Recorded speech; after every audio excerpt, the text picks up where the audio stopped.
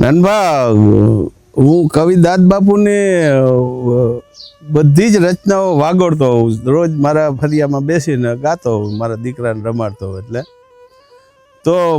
હું ગમે ત્યારે ગાઉં ને તો પદ્મશ્રી કવિ દાદ એવું બોલું તો મને જરાક ટકોર એક મિત્રએ કરી કે વારે ખેલે તમે ઘડીએ ઘડીએ પદ્મશ્રી પદ્મશ્રી તો ઘણા બધા કલાકારો છે, પણ મેં કીધું ભાઈ તને નથી ખબર, પદ્મશ્રી એવોર્ડ તો બધાને મળ્યો છે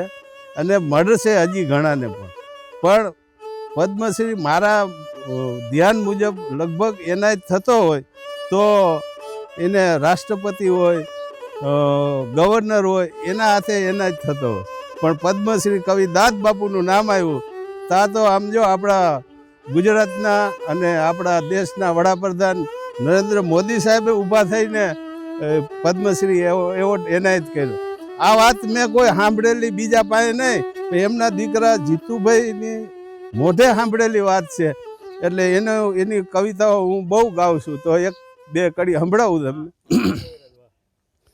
એ મારે શું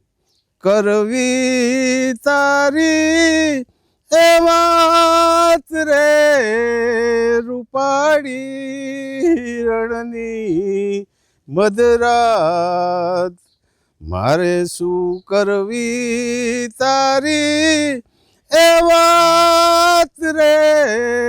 રૂપાળી રણની મધરાત, એ સૂતા છે જળમાં છાયડા તટના, ડાળે પરોવીને ડાળ, બંધન એના છૂટી જશે માછલડી, એ બંધન એના